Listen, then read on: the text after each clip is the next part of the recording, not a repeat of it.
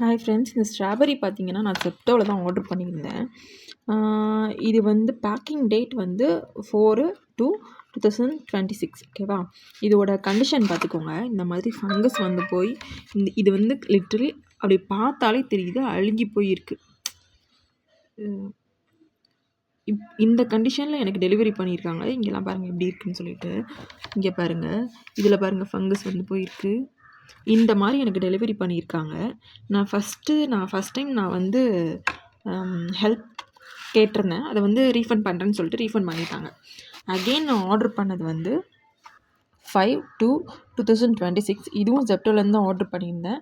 Packing வந்து 5/2/2026. இதுவும் பாருங்கள் எப்படி இருக்குன்னு சொல்லிட்டு.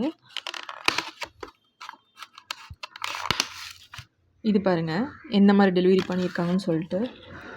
ரெண்டுமே வந்து ஆக்சுவலி ஃபங்கஸ் வந்து போய் இது வந்து வேலண்டைன்ஸ் டே ஸ்பெஷல்னால ஸ்ட்ராபெர்ரி நல்லா சேல்ஸ் ஆகும்னு சொல்லிட்டு வாங்கி வச்சுருக்காங்க மொத்தமாக.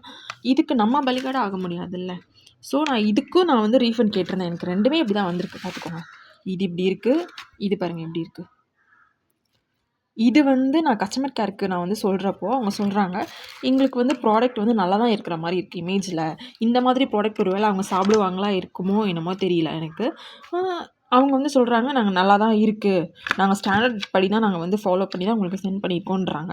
இதுதான் அவங்களோட ஸ்டாண்டர்டாக என்னென்னு தெரியல. ஸ்டாண்டர்டான ப்ராடக்ட் தான் என்னன்றதும் எனக்கு தெரியல. நான் அந்த ஸ்க்ரீன்ஷாட்ஸ் எல்லாமே உங்களுக்கு ஷேர் பண்ணுறேன். இனிமேல் ஜெப்டோ யூஸ் பண்ணலாமா வேணாமன்றது வந்து தெரியல. Very ஒர்ஸ்டான service. ஃபஸ்ட்டு எல்லாமே இந்த மாதிரி பண்ண மாட்டாங்க. இப்போல்லாம் வந்து ரொம்ப ஒர்ஸ்ட்டாக இருக்குது.